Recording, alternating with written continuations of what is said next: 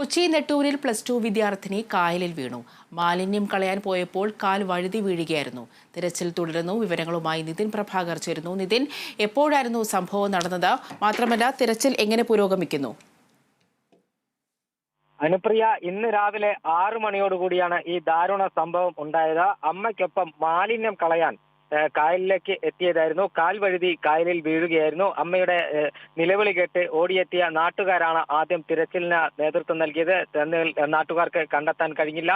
തുടർന്ന് അഗ്നിശമന സേനയും പോലീസും ഉൾപ്പെടെയുള്ളവർ സ്ഥലത്തെത്തി. ഇപ്പോൾ സ്കൂബ ഡൈവേഴ്സിന്റെ നേതൃത്വത്തിലാണ് സ്ഥലത്ത് തിരച്ചിൽ പുരോഗമിക്കുന്നത്. ആഴം കൂടുതലുള്ള ഭാഗമാണിത്. കൂടാതെ കായലിൽ ചെളി നിറഞ്ഞിട്ടുണ്ട്. ഇത് തെരച്ചിലിന് ഏറെ പ്രതിസന്ധി സൃഷ്ടിക്കുകയാണ്. സ്കൂബ ഡൈവേഴ്സിന്റെയും നാട്ടുകാരുടെയും അഗ്നിശമന സേനയും നേതൃത്വത്തിലാണ് ഇപ്പോൾ തിരച്ചിൽ പുരോഗമിച്ചുകൊണ്ടിരിക്കുന്നത്. +1 വിദ്യാർത്ഥിനി 1 മാസം മുമ്പാണ് ഈ പ്രദേശത്ത് താമസം ആരംഭിച്ചിരിക്കുന്നത്.